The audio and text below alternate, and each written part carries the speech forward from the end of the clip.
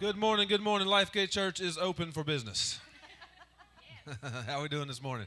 Good. We're going to continue on with our Proverbs teaching this morning, Adventures in Anger Management. There's some of you that need that one. I'm just kidding, it's probably me.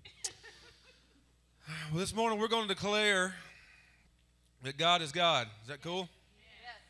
We're going to shake some shackles off. When you go through the week, sometimes you get bound up by life, don't you? We're going to get rid of those first thing this morning. Then we're going to declare that He is God. We believe in the Lord Jesus Christ. Anybody out there believe in the Lord Jesus Christ and what He does for us? Yes. After that, we're going to declare Him the anchor of our soul, right? And what's funny is you think about an anchor in a ship, right? They drop anchor, it holds you in place through waves and that kind of thing. But can you see the anchor working? Hello? Yes. Can you see the anchor working? No, you can't. It's underwater, right? It's doing its job underwater. So whether you believe in God and whether you believe in what He's doing or not, He's still holding you together. Right. You know? Come on. You know what I'm saying? That's good, right? Yeah. That's good stuff. Come on with it. That's what I'm saying. Come on now. Hey, you don't have to be in control. You don't even have to see what's happening, and He's got you. That's exciting, right? Yes. So let's stand and let's sing to Him. That's worth singing about, right? Yes.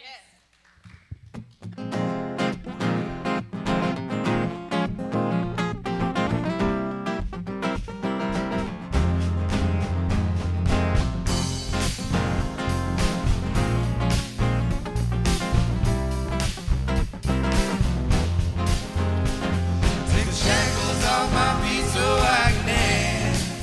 I just want to praise You. I just want to praise You. My chains now I can lift my hands, and I'm gonna praise You. I'm gonna praise You. In the corners of my mind, I just can't seem to find a reason to believe that I can break free. 'Cause you see, I have been down so long, feel like all hope is gone.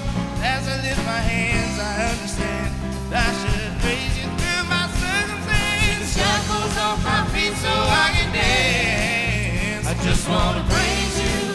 I just want to praise You. You broke my chains, now I can lift my hands. I'm gonna praise You. I'm gonna praise You. Everything that could go wrong, all went wrong at one time.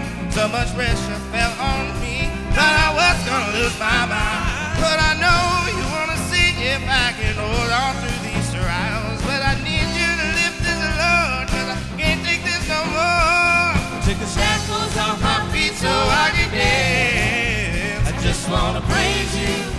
I just wanna praise You. Oh, You broke my chains, now I can lift my hands. I'm gonna praise You. I'm gonna praise You. Through the fire and the rain, found in every kind of way, God is breaking every chain. So let me go right now. Take the shackles off my feet so I can dance. I just wanna praise You. I just wanna praise You. Oh, You broke my chains, now I can lift my hands. I'm gonna praise You. I'm gonna praise You. Oh, take the shackles off my feet so I can dance. I'm gonna praise You. I just wanna praise You.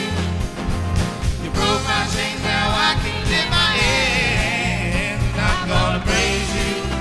I'm gonna praise You.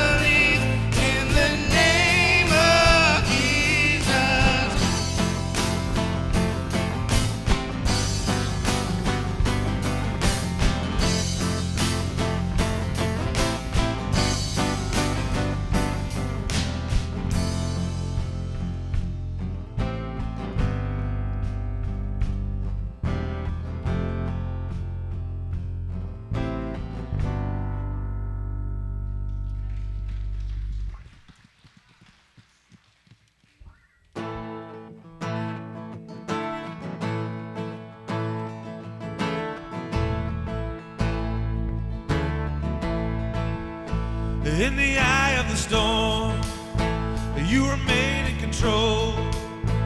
In the middle of the war, you guard my soul. You alone are the anchor when my sails are torn. Your love surrounds me in the eye of the storm.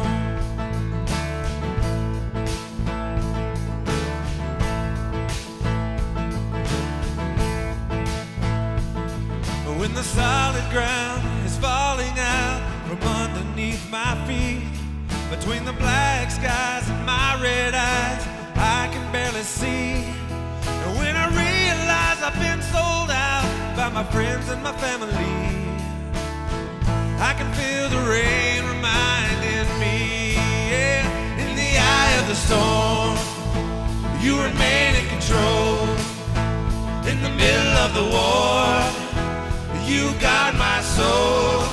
You alone are the anchor when my sails are torn. Your love surrounds me in the eye of the storm. When my hopes and dreams are far from me and I'm running out of faith, I see the future that I pictured slowly fade away. And when the tears of pain and heartache are falling down my face, I find my peace in Jesus' name. In the eye of the storm, you remain in control. In the middle of the war, you guide my soul. You alone are the anchor when my sails are torn. Your love surrounds me in the eye of the storm.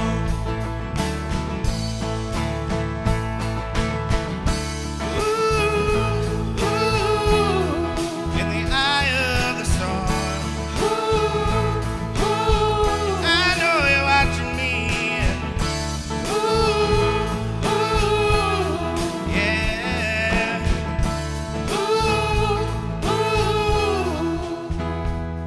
ooh. When they let me go and I just don't know how I'm gonna make ends meet, and I've tried my best and I'm scared to death that we might lose everything. And when addiction steals my child away, there's nothing I can do. Nothing I can do. My only hope is to trust you. Yeah, I trust you, Lord.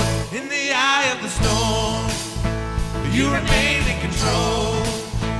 In the middle of the war, you guard my soul. You alone are the anchor when my sails are torn. Your love surrounds me in the eye of the storm. In the eye of the storm, you remain in control. In the middle of the war, you guard my soul.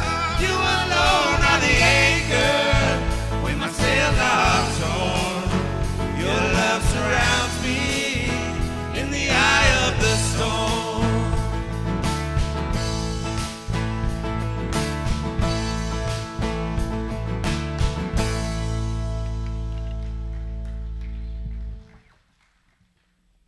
Good morning. That song reminds me of the poem about footprints in the sand. When you're in the eye of the storm, you might think he's left you, but he hadn't. That's the reason there's only one set of footprints in the sand. That's when he's carrying you. And if you've never been in a situation where you needed the Lord to carry you, you're a blessed person. And if you've been in there and knew the Lord carried you, you're even more a blessed person. Got some announcements to make. One, if you missed giving to the building fund last week, we'll still accept it. We're not turned the time off on it. It'll be welcome anytime. Just mark on your check or your envelope, building fund. We're contacting the people this week to put new siding on, and that will start the process. The inside's already been cleaned out and started the rebuilding process, and we'll continue till we get it done, and you will be proud of it. And I encourage you, I don't care whether it's $1 or $1,000, invest something in it. Because if you've got something invested in it, it will mean so much more to you. And I guarantee that comes with a guarantee. And we have communion on both sides. Anytime you want to, but especially in ministry time at the end, if you want to have communion, it's there. And I encourage you. The Word says that God promised us He'd never leave us or forsake us. So if you take Him into you, He'll forever be a part of you. He won't leave you or forsake you. That's His Word.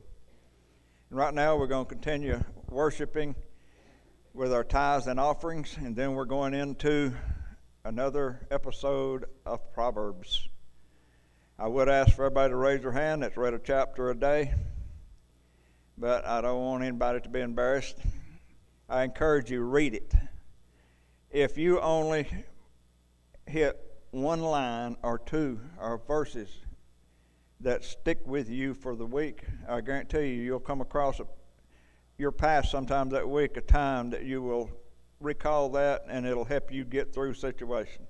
It'll help you be a mirror of God in people's lives. So I encourage you, if you're not on chapter 14 or 15 or 16, wherever you should be, get caught up. Just read it all. Let's pray. Father God, I thank you for this time. I thank you that you're always with us. And Lord, I just ask you now to look at where our hearts are at as we show you by the giving. Our treasure is where our heart is. And our treasure is giving back to you what you've allowed us to use. And Lord, I just praise you for that. I ask your blessing to be upon each one here, and to bless them in everything that they do, the ones that give and the ones that can't, that you'll bless them in a way that they'll be able to. And we do all things for your glory in Jesus' name. Amen.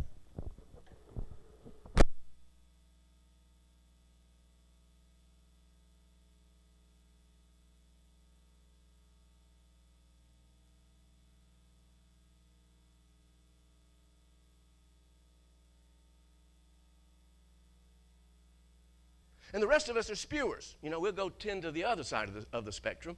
And we just vomit our anger all over everybody. We spew.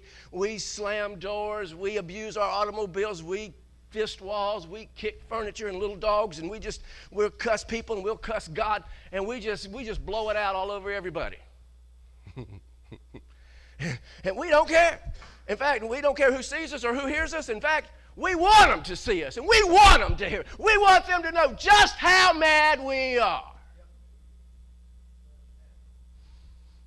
Horrible thing about this is when it's all said and done, we may go back and say, I'm sorry, but we never go back to find out what really brought it about. And so what happens is, well, it worked. I got my way. I scared everybody. And so we do it again. And this thing goes through a cycle. And we'll do it again and again. Our rage gets worse and worse. It worked one time, it'll work again. So let me read you this scripture. Proverbs 19 says, a hot-tempered man must pay the penalty. Hot-tempered man must pay the penalty. There's always a penalty when you spew, when you get hot. And if you don't repent, which is the penalty you must pay, you don't change it, then here's what the rest of it says. If you rescue him, you'll have to do it again. And we said you'd have to do it again, and you'd have to do it again. Why? Because the cycle becomes more and more frequent. The rage gets worse and worse.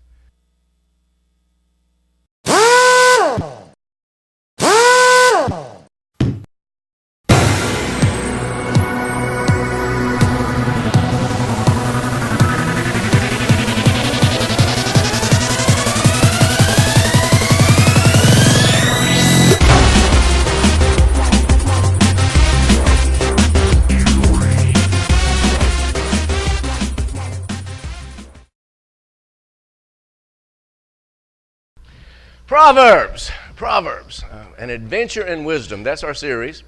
And what we're learning about Proverbs is that it's easily understood and opened up when we can see that everything in life, every decision that we make or every aspect of life is either one of two things.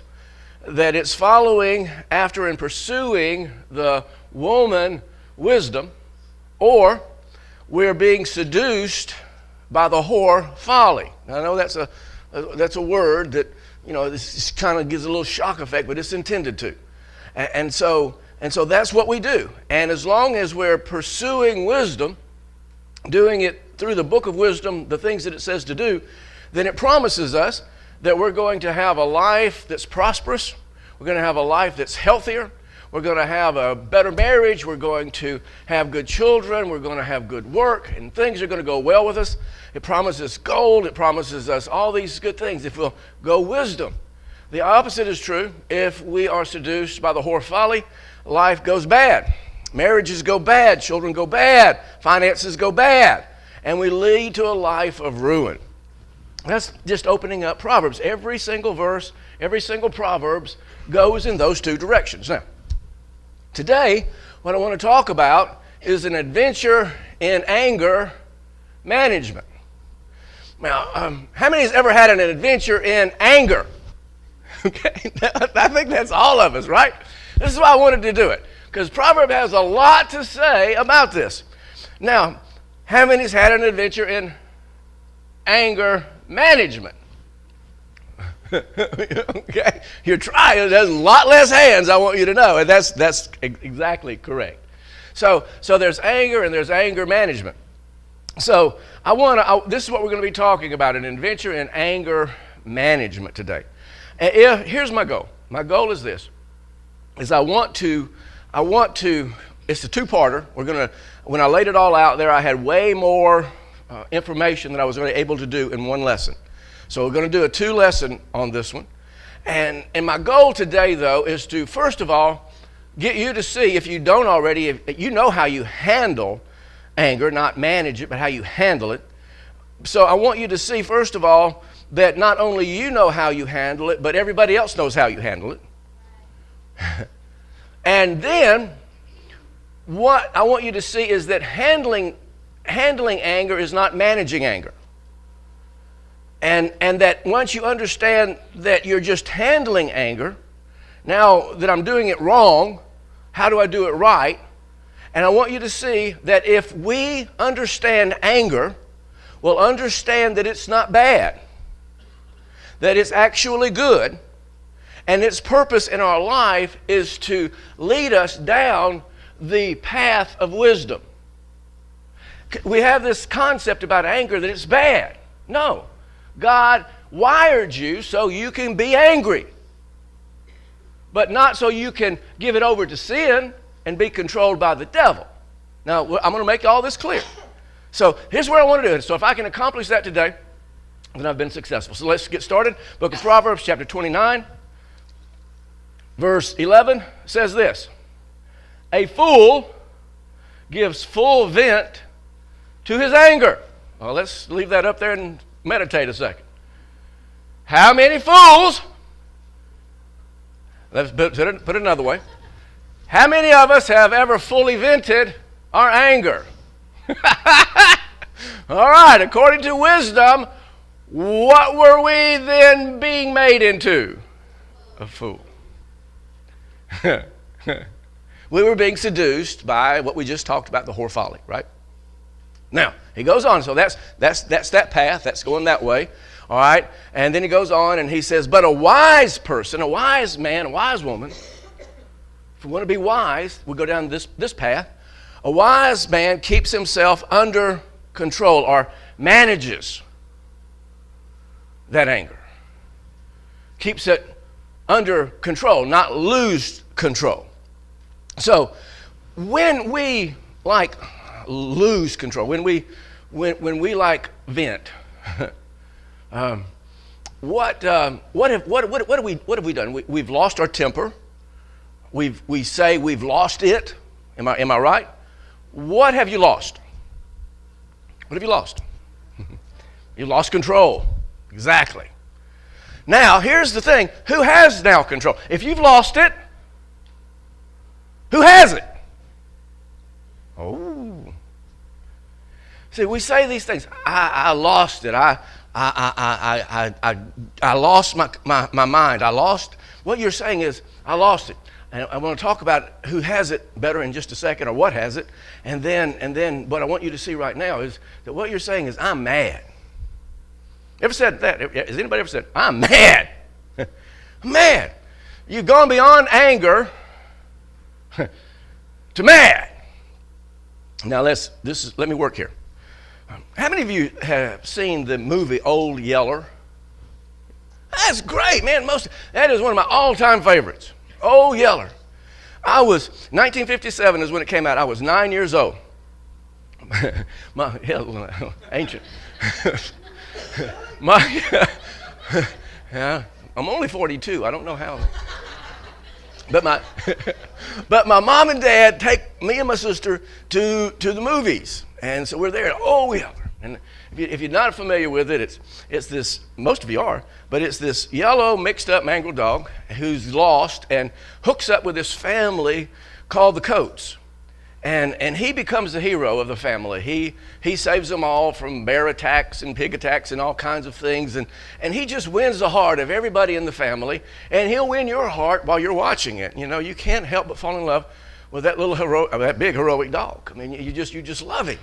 Well, fast forwarding through the movie, at the end of the movie, there is this rabid wolf, this wolf that has rabies, and it's attacking.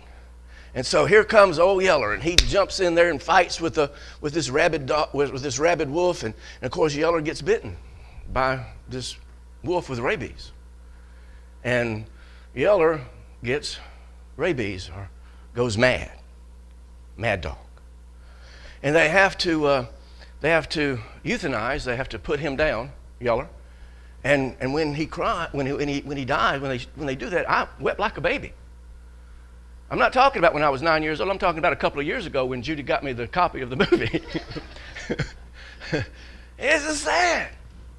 But it's such a visual image of what happens to you or me when we lose it, when we go mad. We'll bite people who love us. We'll snarl. We foam out all of these words and sayings and vicious things. We attack. We do crazy things. How many of you have ever seen a toddler pitch a temper tantrum? I mean,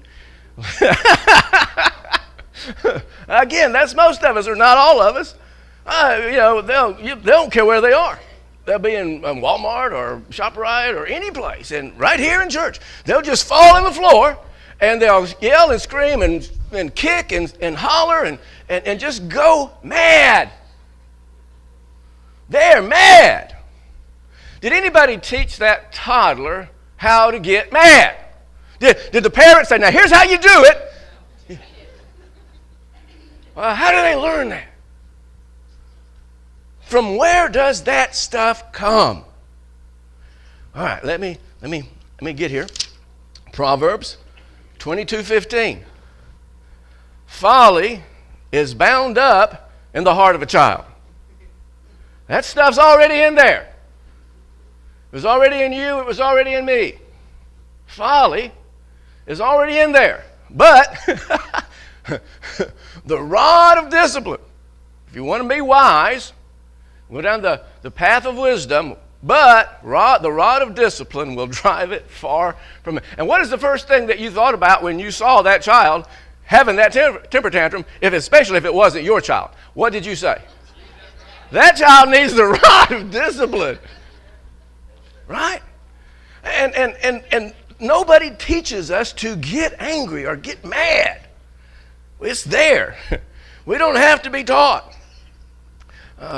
I've seen an infant, just a tiny infant, just shake because it couldn't have that pacifier, you know. You don't have to teach us to get mad. I was in high school and had a friend. His name was Mike Buchanan. And a girl walked up to him, his girlfriend, and broke up with him right there at the lockers. Me standing right there. Mike takes his fist and he slams it into that locker. Now, he dented the locker, but he broke his hand. He wore a cast for 6 weeks. Why? Because he was mad. How about a mom? Home with those kids all day? They get on her last nerve. There's no telling what might happen. Mild profanity, more profanity, dishes, pans, pots. She doesn't care that she's damaging her children with what she's saying, and the kids are just doing what kids do, but she's mad. And maybe the worst of it all is a grown man who loses his temper, who lost it. What happens with him? There's just no telling. You know, house destruction, automobile abuse, any kind of profanity, from mild profanity to the GD kind of profanity that makes everybody run and hide. Spousal abuse, child abuse. Why? You'd think, man, he's gone completely mad. You do realize that in our English language that we use the term mad more than angry. Seldom do we say I'm angry. We usually say I'm mad. Sadly, that's usually true. See it in the news every day. Somebody went mad, killed somebody, beat somebody, all the time. My point here is that we all experience it. It's in us. Nobody has to teach us to us. And when we move into this, man, bad things happen. When we get mad.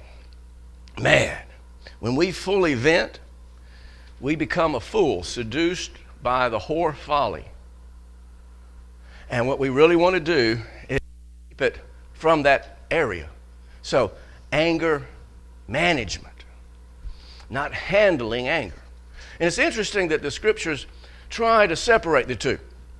They go to pretty good lengths to try to separate the thought of anger and the thought of madness or sin.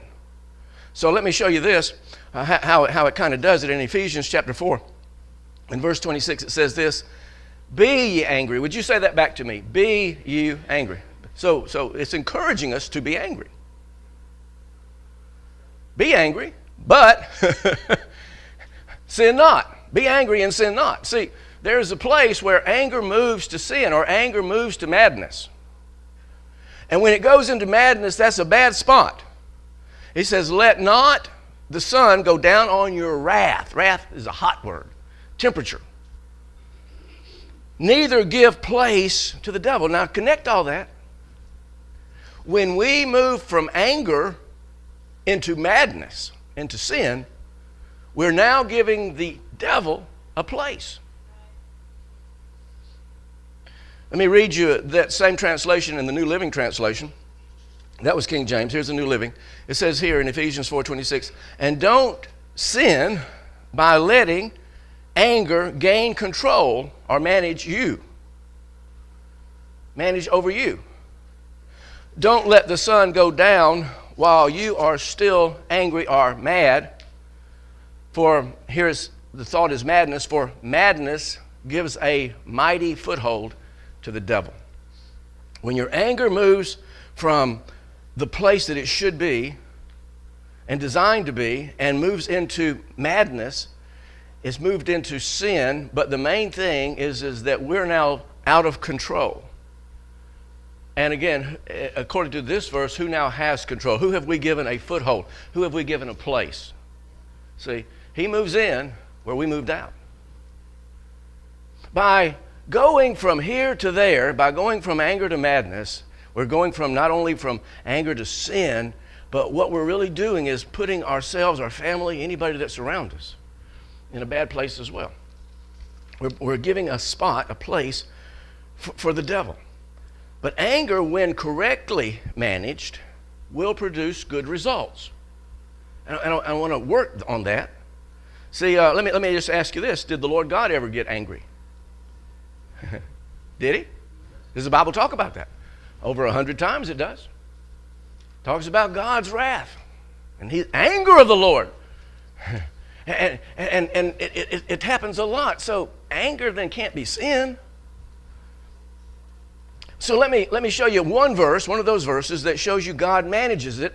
And one of the ways he manages it is he surrounds it with all of these good attributes. So let me read this to you. Exodus 34, verse 6. And he, the Lord, passed in front of Moses. Now let me give you just this.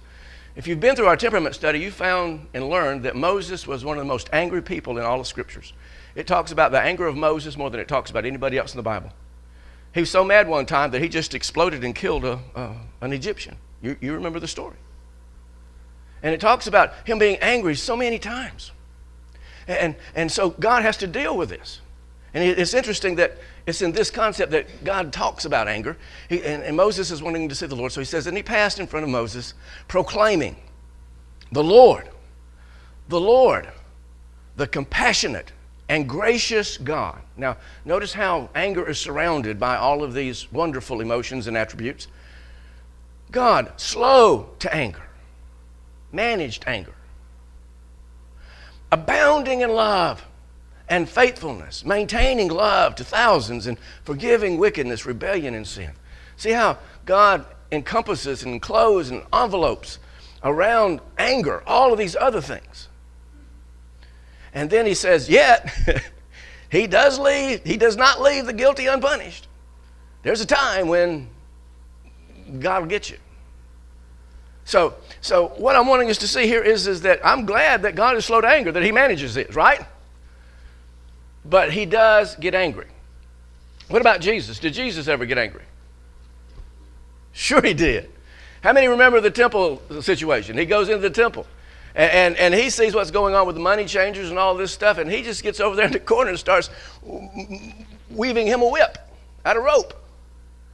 And I mean, now listen, he wasn't talking in an effeminate voice when y'all get out of this temple. I'm going to turn these tables up. That's not what he did. He's running them out of there with a whip. He's turning tables over.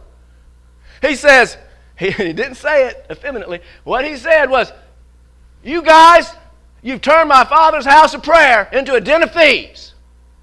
I mean, he didn't say that kindly. He didn't. But let me give you a verse that is just clear. Mark chapter 3, verse 5. Jesus, he looked around at them, the Pharisees, religious people, in anger. And deeply distressed. I looked that word up. You know what it means? It means disjointed. Now think about it. He's all beside himself with this one. He's coming apart here.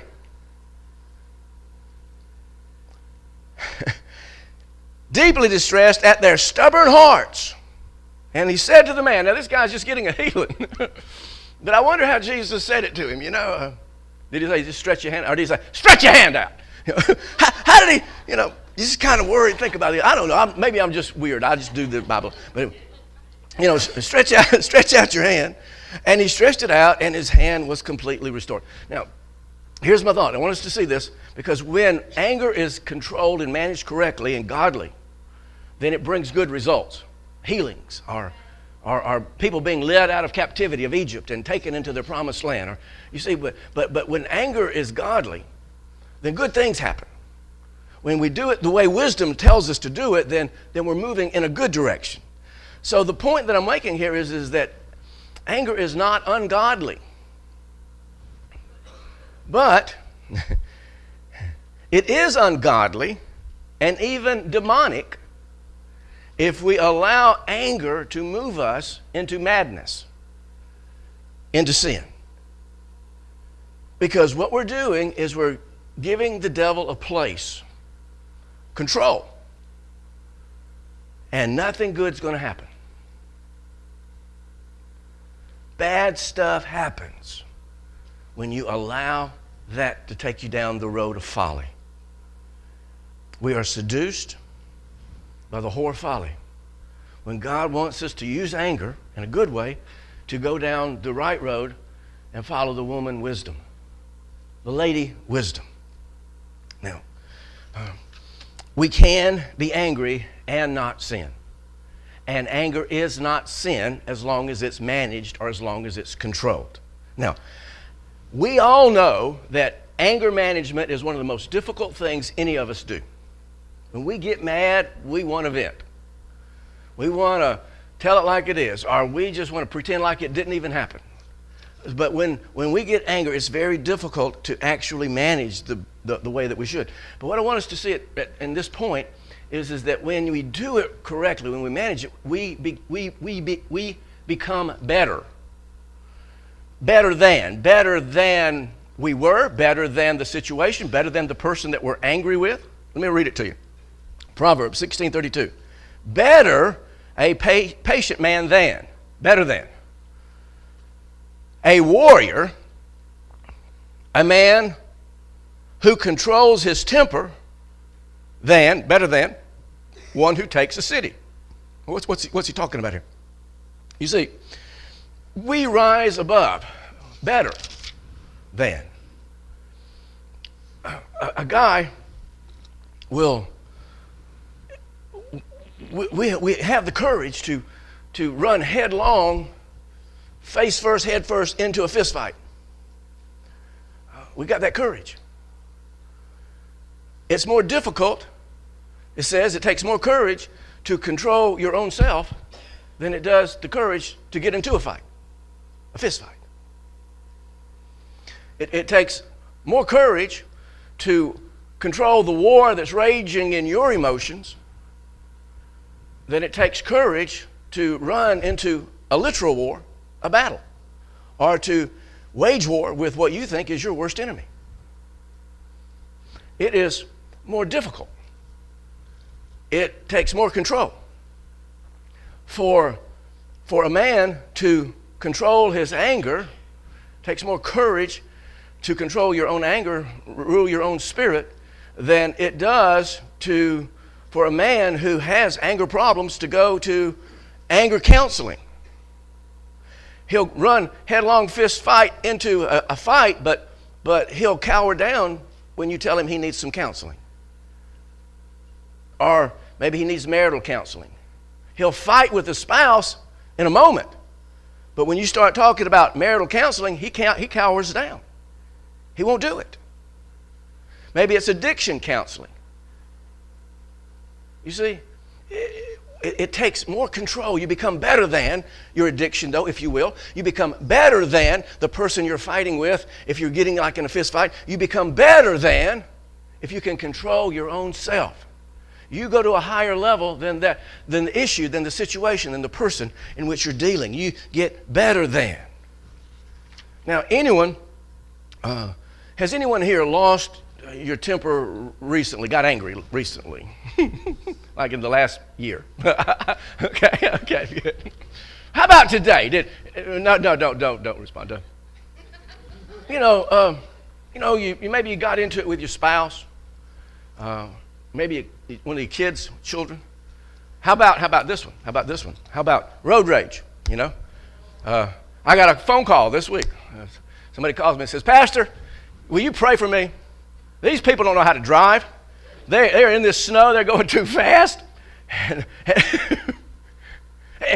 And road rage, as I've shared with you before, is something that amazes me how it gets me. Just because this person's not going fast enough, or in my lane, not going fast enough, not letting me by, man, that does something to me. And what my point is here is that, man, this stuff gets into you like that. And you don't see it coming, you're not inviting it, but here it is. And all of us experience it. So what do we do with this stuff? How do we handle it? What is this thing called anger? Well, let me look at it first from a psychological position, give you a couple of quotes here from psychologists. They say it's one of the most baffling of all emotions. Let me read this to you quickly. I found this article, and it's called Psychos. And here's what it says. It says, while therapists appear to be comfortable with emotions such as grief and sadness and anxiety and fear, disappointment, shame, and guilt, see, they can handle all that.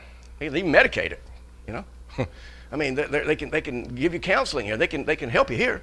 But it says, disappointment, guilt. The one emotion that they perhaps experience the most discomfort with is anger. In other words, the thing I really can't help you with, they're saying, is anger. I'm not comfortable here trying to help you with anger. And then let me read you one more. This from a book called Exploring Your Anger, Friend or Foe. Now, I think that's just a great title, because your anger really can be your friend or it can be your foe. That's a great title. Here's what he says. He says, the sensations we experience associated with the triggers of anger are important keys to unlocking the mystery of anger. So anger is complex, it's discomforting. Anger is a mystery. Now, what do I mean? Okay, let me try to get it this way. Why is it that some of the simplest, insignificant things, like somebody going a little slower than I want to go, can ignite me and just get to me that fast? But yet, some horrible tragedy can happen, and I handle that so well, it doesn't anger me. Why is that? It's a mystery. Why is it that, I mean, what causes this stuff? Is it genetic? Is it because my dad or my mom or my uncles or somebody, did I have a bad childhood experience? Why is it that this does it to me? Is it the luck of the draw? God just says, you're going to have an anger problem and you're not, how does this work out? It's a mystery. Why does some people have a short fuse? I mean, it just doesn't seem like it takes anything to explode them. But yet other people have this long fuse, man, and it seems like they hardly ever get angry. They just, nothing bothers them. Why is it that some people take angry and stuff it down inside of them, bottle it up, and others just spew it all out? Why is it? See, anger is a mystery. Anger is complex, and we all deal with it differently. So what I want to do is let us know, first of all, that we learn a lot from the scriptures about this anger thing and the dynamics of it, how a dynamic of it is to cause us to do good, and another dynamic of it is to cause us to do wrong. So I want to talk about this, and again, the scriptures help us a lot here. And the first thing that I want to make sure we get is that the Bible tells us that each and every one of us are created in the image and in the likeness of God, right? And so when he wired us, when he made us, he put all these emotions in there, and one of those emotions is anger. And so he's wired us for anger. He's put it in us, and we've seen that even God himself, even the Lord Jesus, would get angry. But anger in its purest form isn't ungodly, it's godly. I want us to make sure we get it. But the second thing, though we're created in his likeness and in his image, the second thing that I want to make sure we get is that God's anger is righteous anger, which means it made him do what was right. Righteous anger, righteous indignation is designed. God's given us anger so that we'll do what is right. God has a righteous anger, not a self-righteous anger. We get into this, self-righteous anger. I'm right and you're wrong. No, a righteous anger isn't always a self-righteous anger. So let me say this to you. Some of the best decisions that you or I have ever made in life came because we became angry.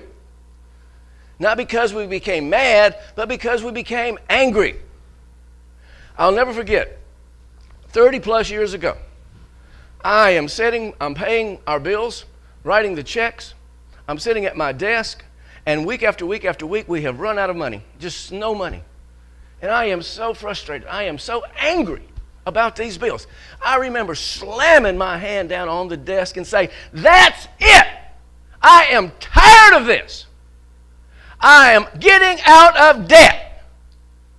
And it wasn't but 2 years later, we were totally debt-free. And it was the anger that made me do it right, made me do my finances the way God says to do them. And it gave me the wisdom, and I found it, and it made me a plan, and we did it. I've seen people get angry about an addiction. Maybe it's alcohol, or maybe it's drugs, but they just get angry. And that's it. I'm not going to let this control me anymore. And so because of that anger, they move and get delivered from that mess. Are you with me? So anger, when it's in its purest place and the way God designed it to put it into our life is to cause us to do righteous things or to do right things. It's when we allow it to go in the other direction, don't control it, don't manage it, that we do the wrong things and it becomes vile. How many I know it's just kind of springing this on you, but if you'll think about it, I'm sure that somewhere along your life, you got so angry about something that you fixed it. How many of you ever know what I'm talking about? You got so angry. Yeah, see? So, and you did it because you got angry. That's the way anger is supposed to work. When we get angry about something, we got to figure out, why am I angry about this? How can I fix it? Not self-righteously fix it, but what does wisdom say to fix it? How do I do my finances? How do I do my marriage? How do I raise my children? How do I do in the workplace? Because if we get so angry about it that we give place to the devil, we're going to do the wrong thing, and we're going to be ruined. So anger in its right place causes you to do what's right and do what's good. Proverbs 11:23. The desire of the righteous ends only in good. Only in good. If you have a desire and this anger stuff's going off inside of you, but if you have the right desire and you're a righteous person, then you're going to take that emotion and it's going to turn out good. But the road to folly, but the hope of the wicked only in wrath. That's how it ends. That's how it comes. In other words, anger and more anger and madness and more madness and problems and more problems. That's how it always ends. So the bottom line is this. Do we manage anger, or do we allow anger that's moved to madness to manage us? Giving a place to the devil and causing some really, really, really bad things to happen in our lives. Wisdom says, if you want a life that works, if you want a blessed life, you must manage anger. The whore folly says, let me seduce you, let your anger rage, and you'll have a ruined life. So, let's talk about this. How do most people handle, and here how I'm saying it, handle anger. Not manage anger, handle anger. There's two perspectives. There's two aspects of it. Anyway, one goes over here, and one says, okay, I'm going to bottle it. I'm a bottler. And you know what I mean if you're a bottler. And the other says, I'm a spewer. I'm a venter. I'm going to tell it like it is. I'm going to blow you away. And you know which one you are. You know. Now, but just to show you that everybody else knows what you are, if you're sitting by somebody that you know pretty well, I want you to lean over and whisper to them, say, you're a spewer or you're a venter. Now, wait, well, before you do it, now it's pretty safe in here, but if you're going to tell a spewer, you be ready to duck, okay? Just wanted to throw that in there. Just go ahead, tell them. And I'll tell you what I am while you're telling the person. Say, I'm a spewer.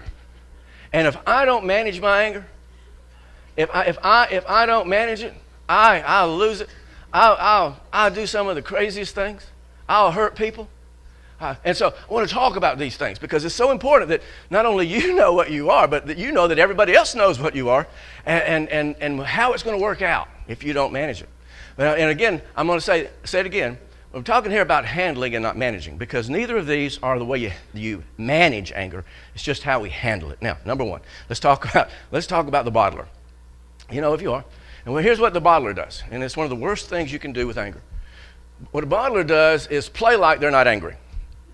They hit the distresses of life, the problems of life. They just take them and they stuff them down inside in there, you know, and kind of put them in the closets of their consciousness. and you know, they stuff them away back there in their subconscious, they think. And so they just kind of hydroplane over life, making us think that they're really not angry. But they're angry. It's just stuff down in there. And the main thing is they're very uncomfortable with it. They don't want to deal with it. They don't want to get in a discussion. They don't want to get in an argument here. They don't want to get in a fight. So they just stuff it down in there. And they think, out of sight, out of mind, I'm okay. All right, we'll leave it alone. But the problem here is that burying and bottling anger inside of us like that, the problem is it's toxic.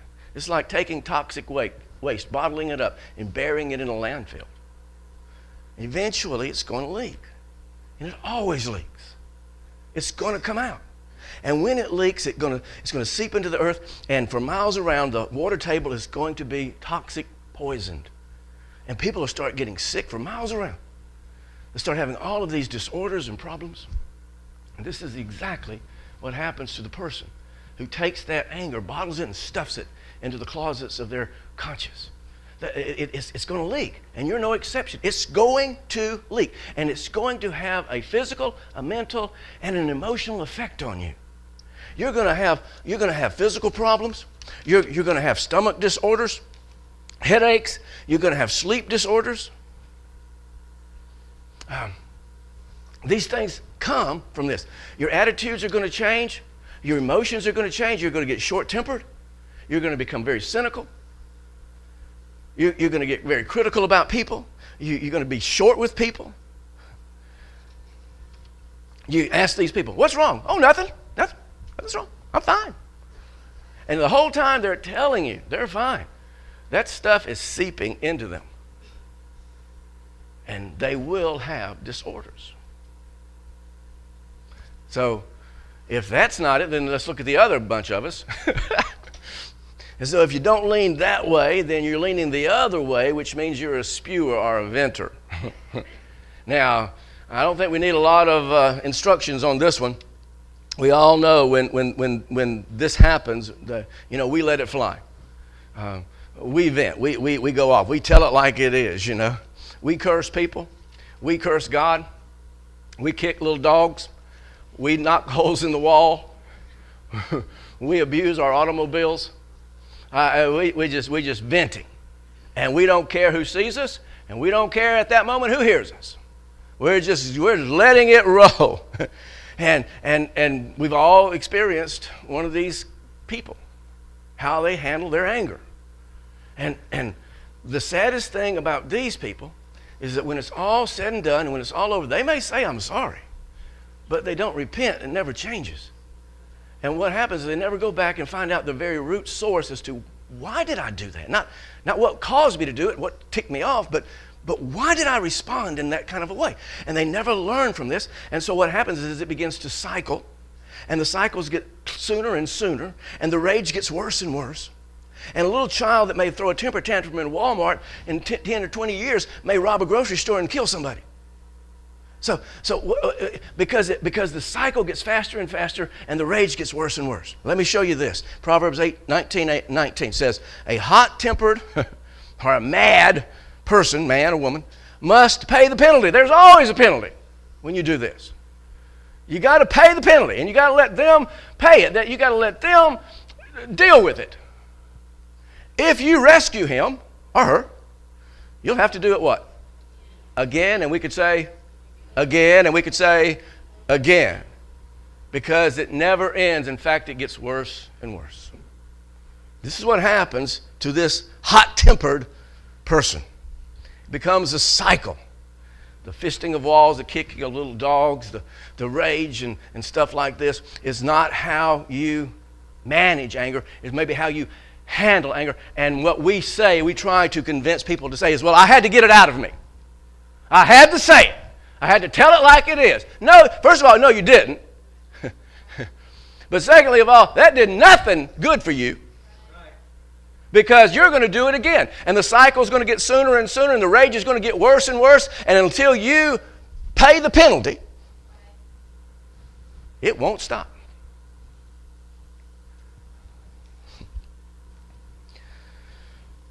More rage happens. They do damage to those who love them the most. Do damage and spew it all over. Vomit, rage, and anger all over everybody. Nobody wants to be around them. Let me read you this. Proverbs 22:24. Do not make friends with a hot-tempered or a mad person, man. Do not associate with one easily angered, one who does not manage their rage. Or you may learn his ways, it's going to get on you, and get yourself ensnared. You get around this kind of stuff, it'll get on you and you'll start doing it. Have you ever seen a child emulate his dad or mom, maybe? They see dad or mom get mad, and so they do it. I've told you the story before, and it's a sad, sad thing. I'm not proud of it at all. This is BC, okay? This is BC. In my life, BC. We had a house, and it had a carport on it, and I would pull the cars up on the carport, and I would work mechanically on the cars. And I remember the specific time. This was not an isolated incident. This happened frequently. And so the car was on the carport, and I was under there working, and something wasn't working right. And so it's the give me a bigger hammer situation, And so I start beating on it, and it still is not working, so I start cussing it, using profanity, extreme profanities. And I had no idea my son, my 3-year-old, 4-year-old son's out there, anywhere around. And surely didn't realize what it was doing to him. It was just a short time later, Judy calls me from the kitchen, and she says, you need to look at this. So I walk up there, and by this time, of course, I've done what I'm going to do with the car, and the car's not on the carport, but Lance is on the carport with his tricycle. And now he has a hammer. And he is just frailing the snot out of that tricycle, and he is cussing it. I mean, big people cussing. He's using profanities that he heard his daddy use. 3, 4-year-old. It's not good to be around a spewer, a hot-tempered person. It'll get on you. It'll affect your children. It'll affect everything. We've got to learn how to manage this stuff. So if spewing's not the answer, not the way to manage, we can handle it, or bottling it's not the way to handle it, or is a way to handle it but not to manage it, then what do we do? What do we do with this thing called anger? Well, the only thing you can do is manage it, and that's exactly what the scriptures teach us. Wisdom says we must manage it. We must learn how to express anger constructively to bring forth the very best decisions we've ever made. If you handle anger constructively, let it do what it's designed by God to do in you. It will move you down the paths of wisdom. It will direct you to a great life, because you just get mad at unrighteous or wrong things, and you will, and I'm not being religious, I'm not talking about religious stuff, I'm just talking about life. Wrong things, unright things. It'll push you towards and guide you towards and cause you to go towards what is right and what is really in there to do for you. So we've got to stop handling our anger and start managing our anger. And if we will, number one, we will be better than. We're going to be better than what we're angry at. We're going to be better than the person we're angry at and wants to fight with us. We're going to be better than the situation. We're going to be better in life than. We're going to go in a better lifestyle if we'll just learn how to manage our anger. Now that's all the time I'm going to have today. Next week, I'm going to pick it up kind of here. And what I want to do for you next week is I want to, say I can just tell you these principles and do this. But what I wanted to do is I want to walk you through a real case scenario. I mean, where that rabid wolf bit me, and I got rabies, and I got mad. I mean, I was mad. I was foaming, I was spewing, and I lost it, man. I had given a place to the enemy, and I was about to do something really, really dumb, really, really bad. But because the Lord worked with me and I was able to manage it, I was able to turn that situation that was taking me down a road of ruin, turn it into going down a road of wisdom. And it became one of the best experiences of my life. Now, I want to go through that with you and show you how it breaks down in real life action, in lifetime, in real time. I want to show you how it works out, because I can give you all kinds of principles and all kinds of principle 1, 2, 3, and 4, here's what you do. But until you're in it, until you're really living it out, there's just principles. And so that's what I want to do next time. But what I want you to get today is, number one, you already know that if you were a bottler or a spewer, but I want you to know that everybody else knows. And I want you to realize that that's not how you handle. That's not how you, let me start over. That's not how you manage anger. That's how you handle it. It's going to have bad effects whichever one you do. That's not right. So what I want you to see today is there's a better way. And it's called managing anger, controlling yourself. And if you will, then what it's going to cause us all to do, you, me, anybody else that does this, is not be seduced by the whore folly and screw up our lives because we got mad. But we'll be, instead, make the best decisions we've ever made in our lives, and we'll go down the road of wisdom, pursuing Lady Wisdom and having a great life and an abundant life. So we're going to go through it next week. Let's pray. Father, thank you for your word. We will get the glitches fixed and finish this at a later date. Let's pray. Father God, I just praise you for who you are and for know that you're in control of every situation and in everything.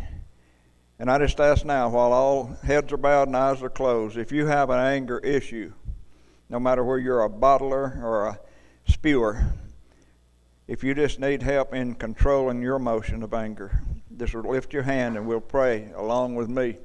Because I think if everybody is totally honest, in some area there are issues in all of us that we could use better control of. And Father God, you see the hands, you see the hearts.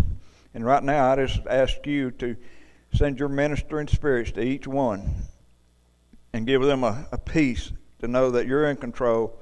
And when they start to get angry and they know they're about to lose it and lose control and enter into an arena they don't want to go, just cause them to pause and pray.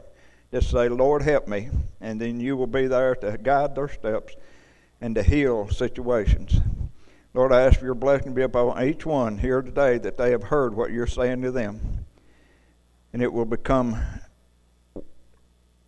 alive in their lives. And they will be able to minister not only to themselves, but to their family and their friends and everyone they come in contact with. And I just ask for your blessings to be upon them right now in Jesus' name. Now we're going to have ministry time.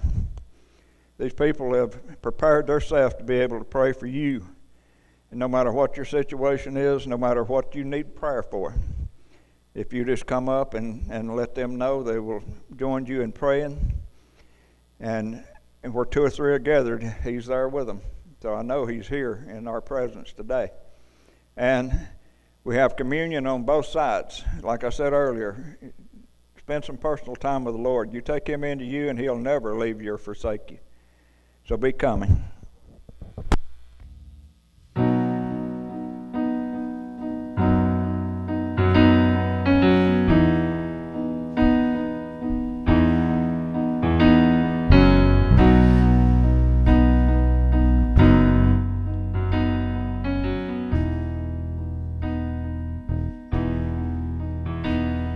Seems like all I could see was the struggle.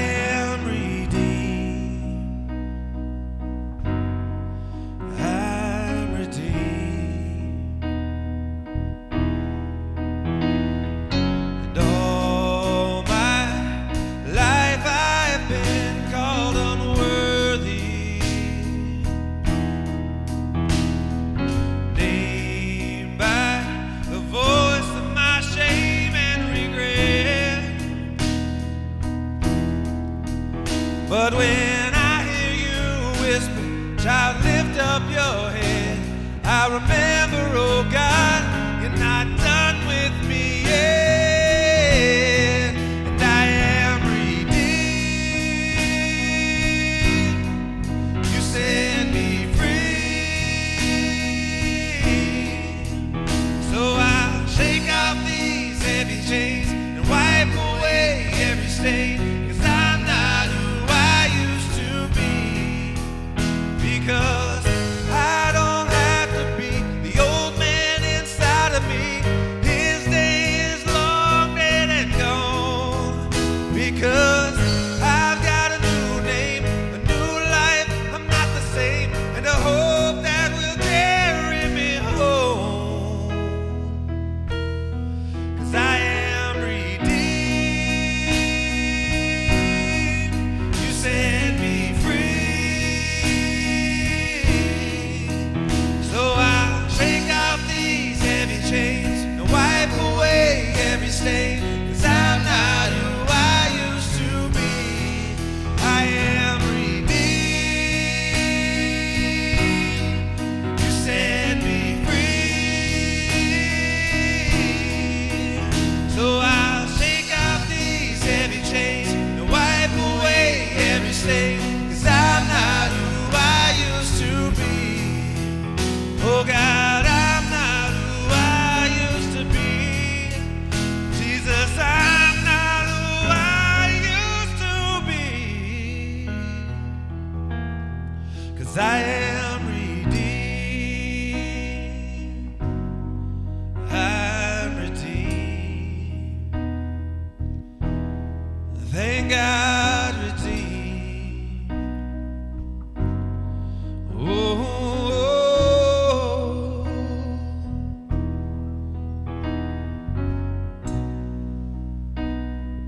Being redeemed is a wonderful feeling. If you don't know that, you need to come talk to me. Because we will make it happen. We'll talk to the Lord, and the Lord wants to redeem everyone. That was His purpose on the cross, to redeem everyone. His desire is that none be lost. Let's pray. Father God, I thank you for these people. I thank you, your hand is upon them. I ask you to guide their steps. I ask you to be with them and comfort them in every situation.